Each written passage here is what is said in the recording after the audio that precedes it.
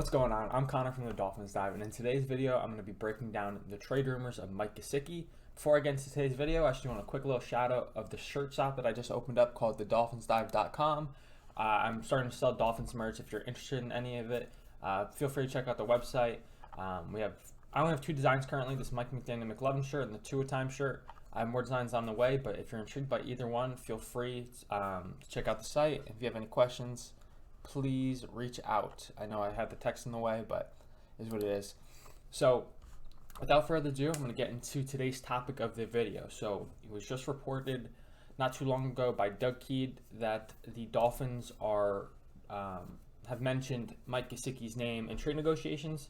And now that could be nothing, but considering the situation at hand with Mike Gesicki and this offense, it seems like it's likely a possibility that he could be dealt. So I'm going to go over what it means for us and then the potential teams that he can go to as well. So since the day Mike McDaniel was hired, Mike Gesicki's fit was always in question, because you're talking about bringing over a heavy run scheme with a tight end who's basically been a slot receiver. So you're like, how is he going to be utilized? Especially when you can look at San Fran, they have George Kittle, who's a menace in the run game. He absolutely fucking loves it, and he's very good at it. So from the jump, you're like, he's basically, for every year he's been in the league, he's been used as a big slot receiver. So are they going to keep him in the slot? Are they going to move him in line? How's that going to work out? So I thought one of three things would happen. They would just let him in walk in free agency and call it a day. They'd re-sign him and then keep him in the same role as a big slot receiver.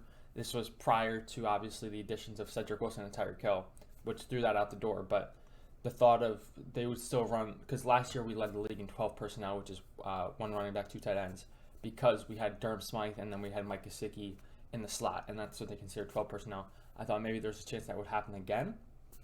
And then the third thought was that they were going to push him in terms of coaching and try and work up his blocking and see if they can get him to a point where he's a good enough blocker to justify his receiving skills. So it looks like they went with the third one. But clearly, as you guys have maybe seen in the preseason, he hasn't had the best of time. And granted, it's only preseason, but it's a little alarming, his blocking ability. And that's as to be expected. I mean, you're asking a guy who literally last year said, my goal as a blocker is to just not be is to not get beat, when the whole point of this blocking scheme is to be aggressive and attack the other guys. So it's a big shift in mindset, and it's hard to do that over the course of one offseason for someone like Gesicki. It's something as a tight end you would have liked. He took pride in himself at the position to yearly, despite him not being utilized in that role, to try and improve, and clearly that wasn't the case. He's obviously still has his values. He's a tremendous receiver, but that's about his limitations. So in terms of what does that mean for the Dolphins, I think that the Dolphins aren't going to try and make some big move to get a tight end prior to the season, especially in this kind of offense, which is super complicated, especially for the tight end position. They're going to just stick with the guys they have. It sounds like Coach McDaniel is very pleased with the development of Hunter Long, and then Durham Smythe's been here for a long time. You know what you're going to get from him. He's a solid blocker, and he's vastly improved his receiving skills. So I would say it's going to be between Smythe and Hunter Long on the starting tight end. I think Smythe's got it just due to experience, but Hunter Long, based off how I've heard McDaniel talk about him and just his potential as a NFL player, I would say he's probably could make him a run for his money. I would say Hunter Long's has more upside, but Durham Smythe is currently probably better at what they need. So I think the Dolphins aren't going to look for a starting tight end if they move Gesicki. I think they view it as something they just want to get rid of, but it'd be hard to find a starting tight end 2 weeks before the season, or however long it is. I think it's 3 weeks. I can't wait. So, like I said, I think that's what's going to be the deal for the Dolphins. Now, in terms of trade compensation we get back for him, I don't think it's going to be a whole lot, especially since he's on the franchise tag. That means he's got one more year of he's got a 1-year contract, basically. So the team you're trading to either has to extend him or let him walk, and they just traded for a guy that they let walk. So I would expect if we just get a draft pick, would probably be like a mid to late round pick, like 4th through 6th round level pick, and maybe like a throw-in player. But if it's Gesicki for a player straight up, I expect it to be like a depth level guy, not a starting guy by any means. I don't think anyone's going to be trading a starting guy for someone who's got a $10 million cap hit. So, although I don't know who cap hit necessarily goes on, that would probably have to be negotiated because the franchise tag is fully guaranteed, so technically the Dolphins own that money. But I'm not fully sure how all that specifically works because it can vary by via negotiations, like the whole Baker Mayfield thing. They also picked up part of the contract, so that could be it. So I have 5 teams I could see Mike Gesicki getting traded to. Like I said, I don't think the return's going to be as big as some people might expect if we do end up moving him. The first team I have on this list is the Dallas Cowboys. Now, obviously, the Cowboys have Dalton Schultz. Why would they want Gesicki? But the Cowboys' receiving depth has gone down a lot. They Michael Gallup still recovering from his injury, and they had another receiver get hurt. I'm blanking on his name. I think James Washington. So they do have some rookies and Jalen Tolbert and whatnot, but I could see them making a run for Gesicki as a very pass-heavy offense that they are.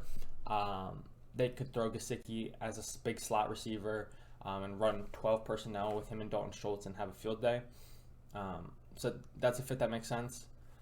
Similar to the Cowboys, I have the Green Bay Packers on this list. There's a lot of question marks surrounding the Packers' depth at the receiver position, so adding someone like Mike Gesicki to Aaron Rodgers would make a lot of sense. Now, you get the feel that Aaron Rodgers is a big chemistry guy. Adding someone this late into the offseason might throw things off, but I feel like a talent like Gesicki and then an elite quarterback like Aaron Rodgers who can properly locate balls for big dudes like that, like it could be a potential good fit. I know they have Rob Tonyan, but once again, it's not necessarily about playing tight end for teams. He's likely going to be playing a big slot receiver or playing tight end where he's not asked to block too much because it's clearly not something he's good at. The third team on this list is the New Orleans Saints. Now their tight end's position sucks straight up, but you can clearly tell that there's a priority at blocking at the position. So I don't know if he's necessarily fit in terms of tight end position, but Mike Thomas also just got a hamstring injury, so they could trade for Mike Gesicki as a depth in terms of tight end and receiver. He can play either where for them, wherever they deem necessary. And it's kind of just like another weapon that offense can use. And obviously the Saints are still in fuck you mode and doing all they can to try and build a winning roster. So this is a move that they could potentially make. I don't know how likely they would be to do it though. And then the fourth team I have on this list is Carolina Panthers. As I went through their depth chart, there's a clear emphasis on blocking tight ends on the Panthers. But like I said, this is a situation where you trade for Mike Gesicki, you have him as your second tight end in 2 tight end sets, or you have him as a big slot receiver, and you give Baker Mayfield the safety valve. Like, look at what Baker Mayfield did in Oklahoma with Mark Andrews as a nice safety blanket. I think that's something that Mike Gesicki could provide there. So that's a potential fit. And the fifth and final team, I have the Arizona Cardinals, who I think Mike Gesicki would be a perfect fit for, as they run an air raid system, which is they run the ball a lot, but they also pass the ball a lot, which is contradictory. But I believe, if I'm not mistaken, Mike Gesicki ran probably something similar in college, and he could literally just play receiver in this offense and have fine time, like basically be a big slot receiver, which is what he's been in his career. And if you look at the Cardinals depth chart, the receivers are literally DeAndre Hopkins, Hollywood Brown, which is a little different, and then AJ Green. They also have Rondale Moore, but 2 of those guys are big bodies, and obviously Hopkins is suspended for 8 games, I believe. So you trade for Gesicki, you have someone to potentially hold you over there. He can obviously play tight end too a little bit, but I don't necessarily see the Cardinals doing it just due to the depth they have. They also drafted Trey McBride, and like I said, they had Rondale Moore, AJ Green, DeAndre Hopkins, Hollywood Brown. But in case they want an added weapon, especially with Hopkins suspending to 8 games, it's a move I could see them potentially making. So that's all I got for today's video. Let me know down below how you feel about the Mike Gesicki trade rumors. I appreciate you guys for watching. Like I said, if you're ever interested in that Dolphins merch, check out the dolphinsdive.com. And until next time, I'll catch you guys.